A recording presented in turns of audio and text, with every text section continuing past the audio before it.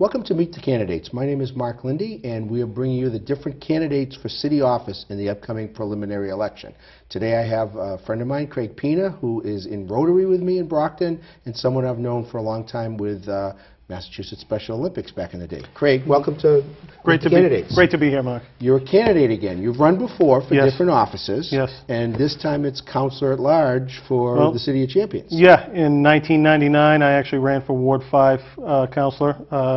That was when Tom Brophy moved up to Councillor-At-Large, and I ran against Dennis DiNapoli, and I lost that race, and Dennis has been there ever since. 2 years ago I ran for Councillor-At-Large, and I lost by a little over 450 votes, and I feel I can make that up this year, and I'm back again, because a lot of the issues have remained the same.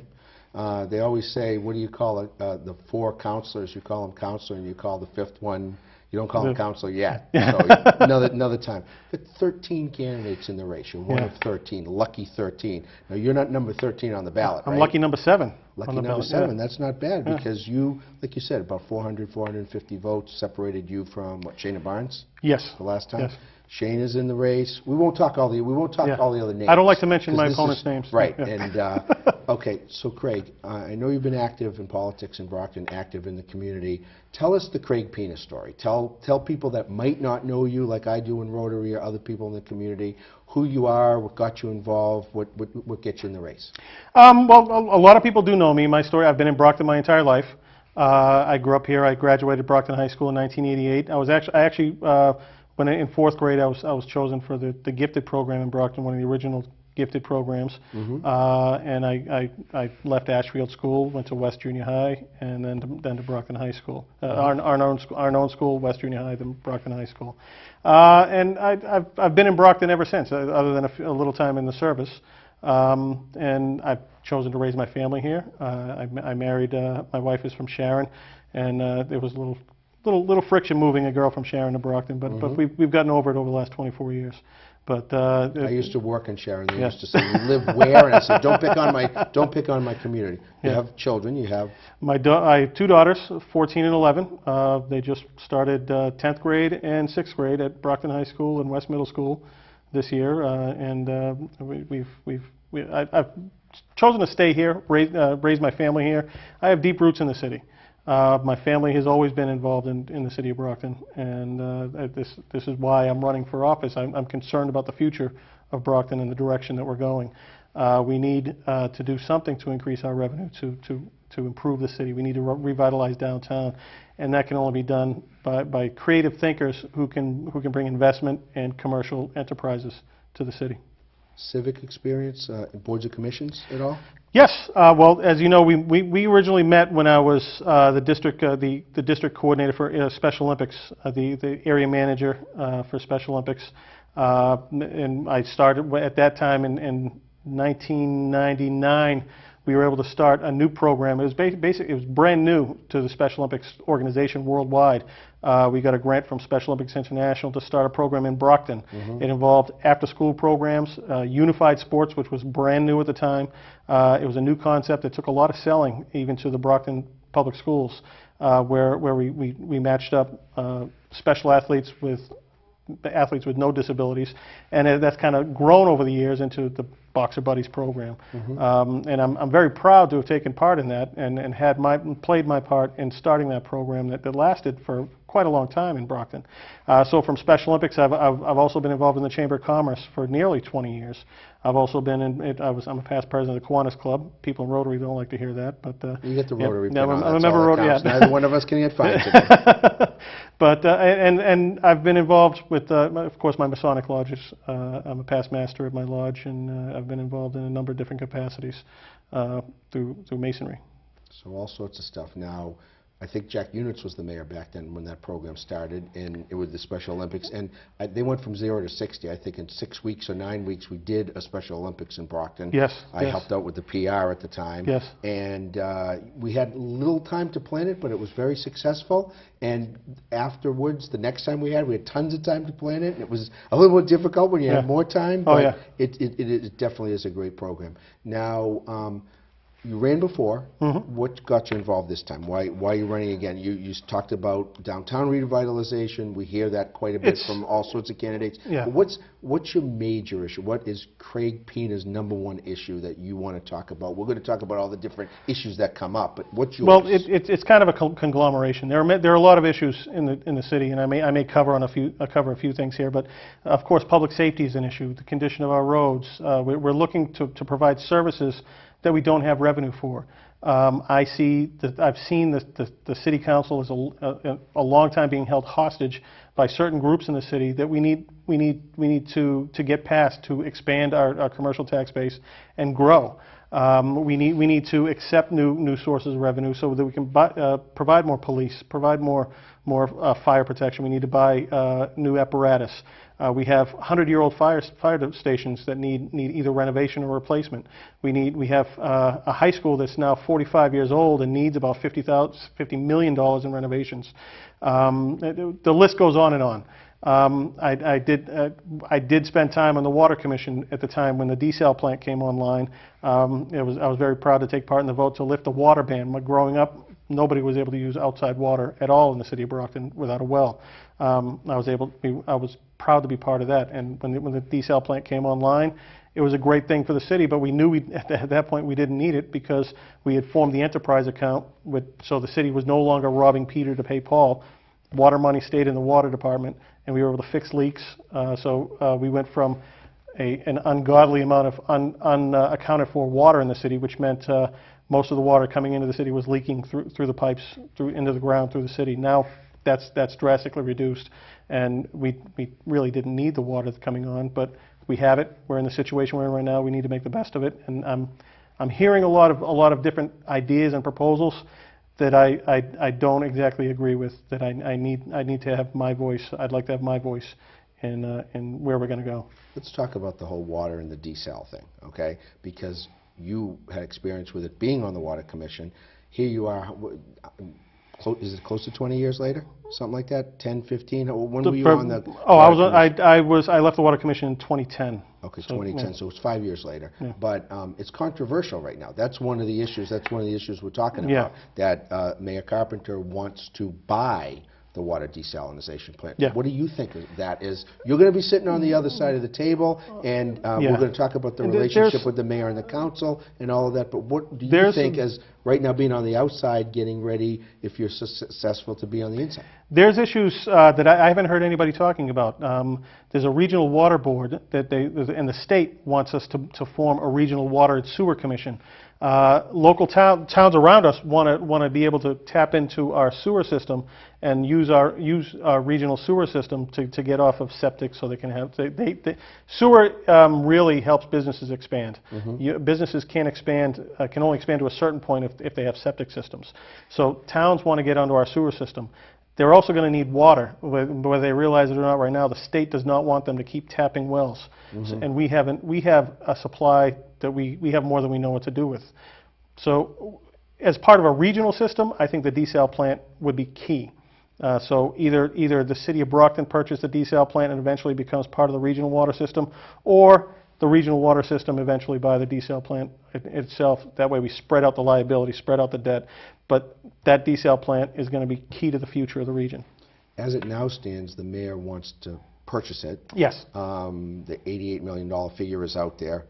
The question is, whose authority? Okay, we have a Plan B form of government, strong council, weak mayor. That's the way it's defined in the statute. Mm-hmm. Okay, relationship up and down between the council and the mayor. Do you think your skills would help to break that logjam if there are some new faces on the city council? I think we do need some new faces, but I think there needs to be more open communication. There's a lot of misinformation out there, and we need to be a lot more open with it. It is within the mayor's purview to enter into negotiations and negotiate a contract, and it's up to the council to approve that contract or turn it down. That's where the strong council comes in. I think if the council is educated and the council does their job and educates our constituents, then we can come to an agreement. But one of the disappointing things to me is I haven't heard many people talk about a regional water and sewer system, and that's coming. I That's think Chris coming down the line. Cooney's about the only one I know that's talking about that, the Yeah, head of the Chamber of Commerce. and that's coming sooner than people think. It's needed for the region. The state wants a regional water sewer system, and this is just a way that we can be prepared for it. I think educating not only the councilors but the people of the city of Brockton is key to that. Would you vote for $88 million purchase? I would question the price. When I had spoken with John Condon before, he was balking at the price.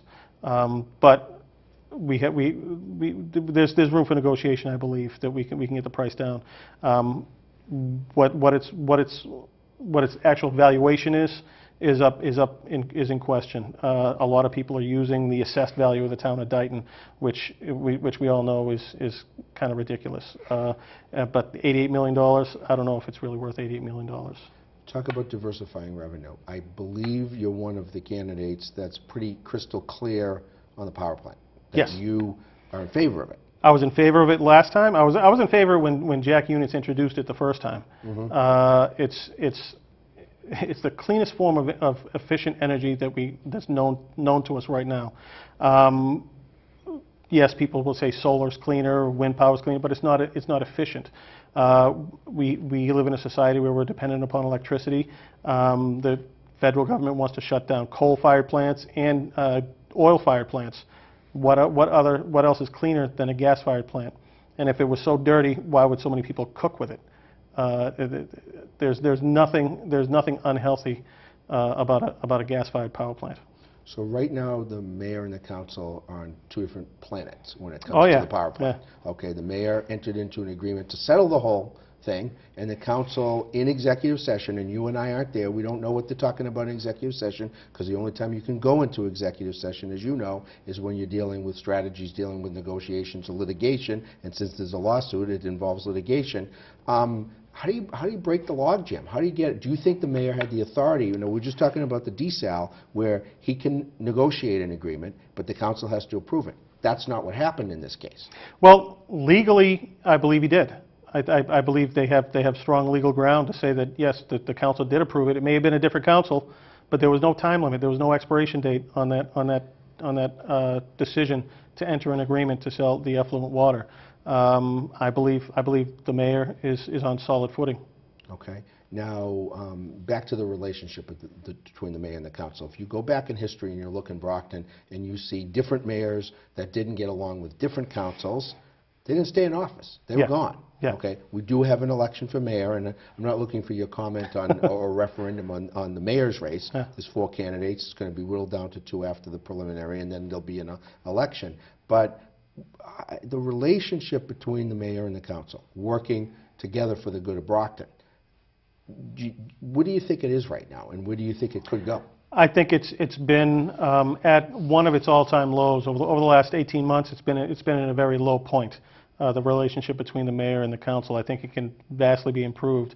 I'm fortunate enough to be on good terms with everyone else in the council, also good terms with a couple of the mayoral candidates.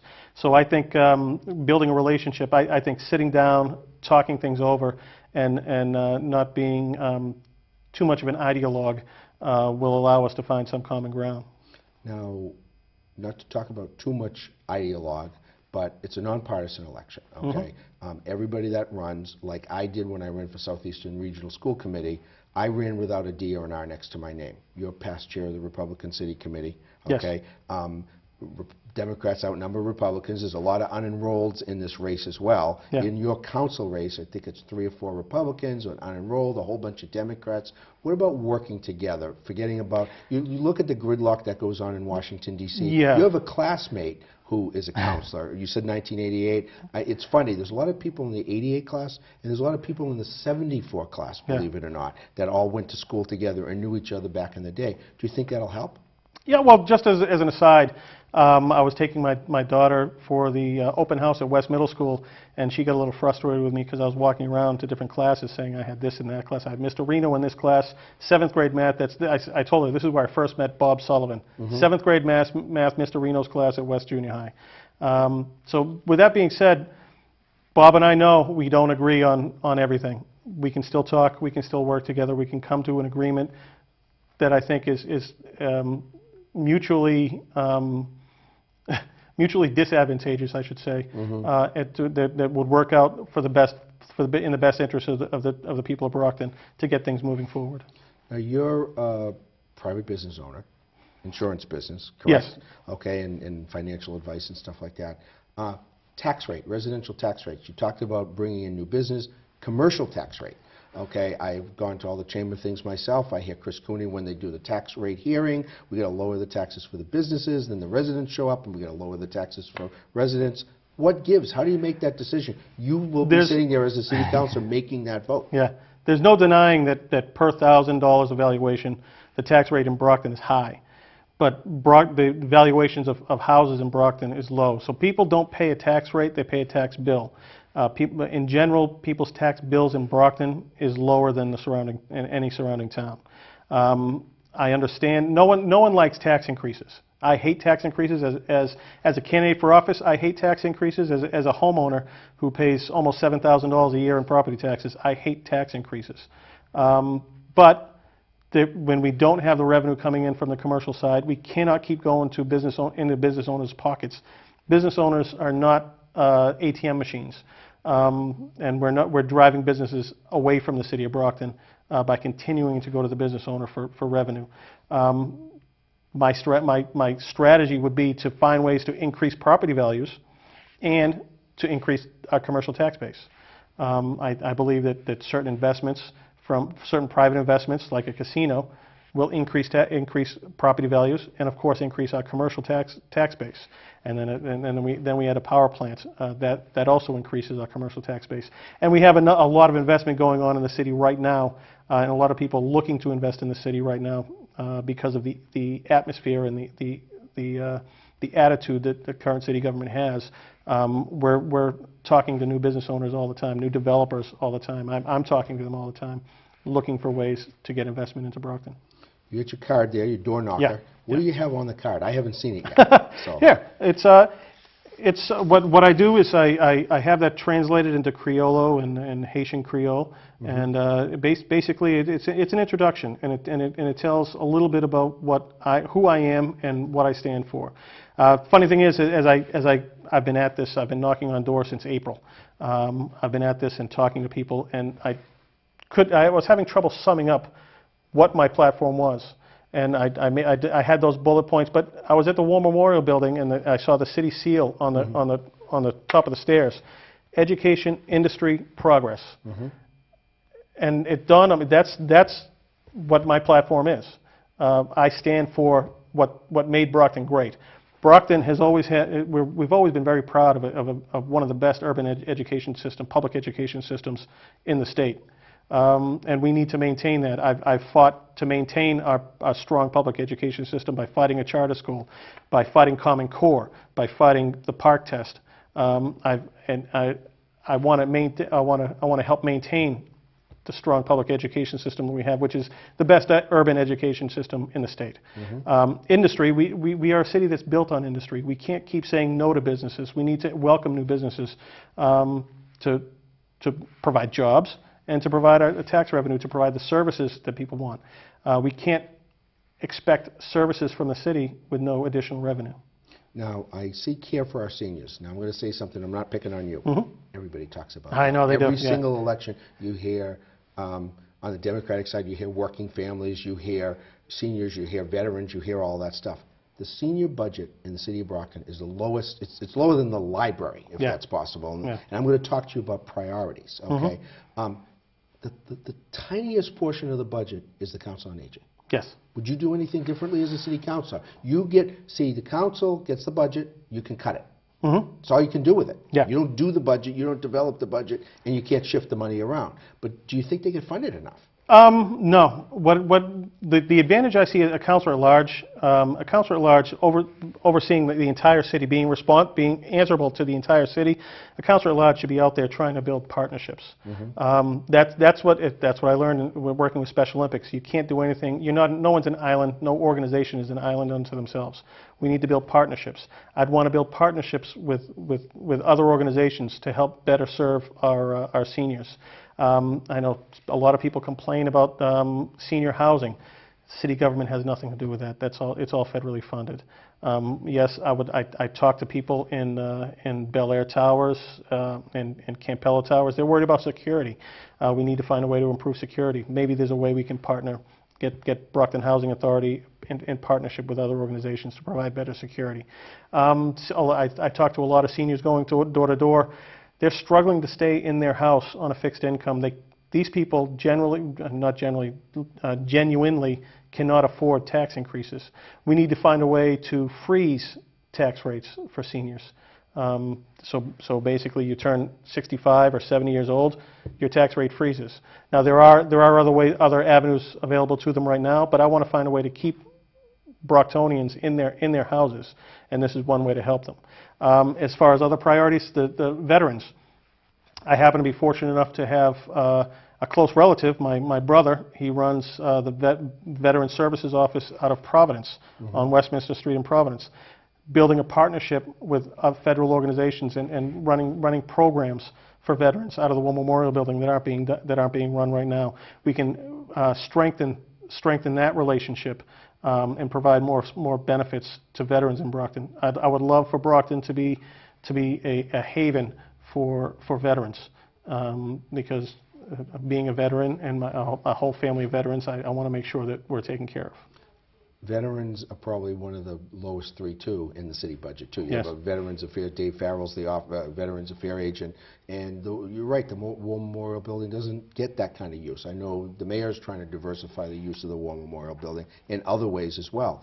What are you hearing from the people you're knocking on the doors? What are their issues? Are they the same ones as yours? Are you probably getting an earful from people? Because when I went out and knocked on doors, when I ran for state rep and even for probate, people want to talk. They want to tell you what they think. What are they telling you? In general, people are concerned about public safety. And the best way to improve public safety is we need more manpower in the police department. And it goes back to our revenue. We need revenue to increase manpower. I think the current administration has done a fantastic job in collaborating with other organizations like the Sheriff's Office, state police, and federal law enforcement agencies. That I don't think to the degree it's being done now. I don't know if it's been done before, but it's visible and it's working. The major issue that people see is the police can make 40 arrests in one day, and most of the people are out on the street in a couple hours. So it's a legal system issue as well as an enforcement issue. Community host agreements. You were talking about the casino. The mayor has got a lot from the settlement with the power plant, and there's a lot of mitigation money and stuff with the casino. One thing I haven't seen on the table, nobody's talked about it. I'm just going to ask you what you think. We have a 1970 police station. Yes. The fire station, as you mentioned, a number of them are over 100 years old. We have some newer ones that were built in the 70s, but that's a ways back. Yeah. That's my era when I graduated, 79. Do you think we're doing the right thing with public safety? It's back to revenue. It's back to, I mean, that's bricks and mortar. There have been proposals over the years. The Vincente's property at one point was mentioned as a public safety complex. That didn't happen. Now it's a for-profit business and a non-profit health center in there. I mean, we're looking at a police station. If you go in there, and it doesn't matter who the mayor is or who the city councilors are, it was built in 1970. It was the new police station. Now it's not the new police station. You mentioned Brockton High, 45 years old. Okay, with a lot of renovations that need to be done. How do we break that logjam? How do we get those projects funded? There are different ways to go about that. I was speaking with one developer who was looking at a property in Brockton to redevelop it into a new DA's office and also house ICE, FBI, DEA in the same building. And what their proposal is to do the development themselves and lease it back to the state through DCamp. It's in DCamp right now, so we may see an improvement there. They're also looking at a building across the street where it's basically a tear down. We need to find ways to for funding for these projects. It's a challenge. Everyone's faced this challenge. Yes, we need a new police station. It's inadequate, and having the police station right there, right by the train station, it's shutting off commercial development in that area as well. So a police station moved to another area, maybe North Main Street, on the other side of the Mainspring House, around where the Microwire building is right now, or anywhere else close to the downtown. But we do need a new police station, and finding ways to get that done, creative ways, in talking with developers and state officials. So I think we can get that done eventually. You talked about downtown revitalization. We're sitting right in downtown. We're in the BCA building, the former Brockton Savings Bank building. Main Street House is across the street. I mean, I have a soft spot for Main Street House. My dad ran it for 18 months, but we're dealing with all the issues that go along with homelessness and go along with all that stuff. I have people living in the backyard here. I find needles in the parking lot. There's all sorts of stuff. Mayor's talked about what he'd like to see differently with Mainspring. What about you? I think Mainspring, from what I'm hearing from investors and developers, Mainspring in the location it's in right now is a hindrance on development of downtown. If we can find a different location to move them, that would be the optimal solution. My opinion on Mainspring, I've known Dennis Carmen for a long time. He founded the organization. I've talked to Bill Yazwinski an awful lot. I was actually on the allocations committee for the United Way and toured the whole facility of Mainspring. I'm impressed with what they do. But the reality is it's hindering development downtown, and we need to find a way to kind of mitigate that. Believe it or not, I just got the 3-minute cue. Okay. I want to give you 2 of those minutes. I want you to give website, phone number, email, however people can get in touch with you and help you with your campaign, support you, and you can wrap it into a closing statement. So now you're talking to me, you can talk to them. All right. My name's Craig Pina. I'm running for Councillor-At-Large in the City of Brockton. You can reach me by on my website, www.pinaforbrockton.com.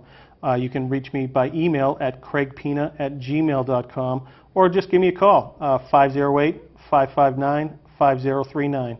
I'm happy to take any suggestions, hear any concerns, and we're always looking for volunteers as well. I've been in the city for 44 years. I'll be 45 this year. But I've been in the city for 44 years. I care deeply about the city of Brockton.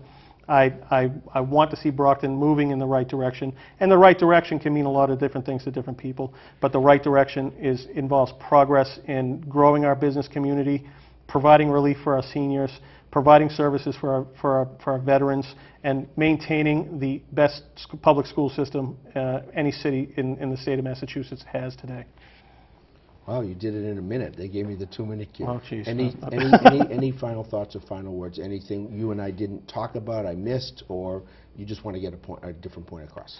No, I'd want to talk a little bit more about the education issues. Like I said, I fought the charter school. I was a leading force on organizing people to fight the charter school, because that would have taken $10 million out of the school system. I don't believe that our children are profit line items in a profit and loss sheet. I'm not a big fan of the Commonwealth charter school model. I've been fighting Common Core. I've been fighting Park. I've been there on the forefront of these issues, working against them the entire way to protect our school system. I really believe in Brockton Public Schools, and I think we can only make it stronger. I'm sure you're going to get a lot of agreement from that, certainly from me, because I was fighting along with you. Yes. And hopefully they're talking about lifting the cap on charter schools. That might even be a ballot question, so that'll be the next election. Yes, and I'll be fighting against that as well. Okay. Yeah. Well, Craig, thank you for coming on. Thank you very much on the show, and we'll see if you go past your number 7. We'll see if you get to the next level. Like I said, I've been knocking on doors since April, working very hard, and I just hope the voters of Brockton appreciate the work that I've put in and my viewpoints.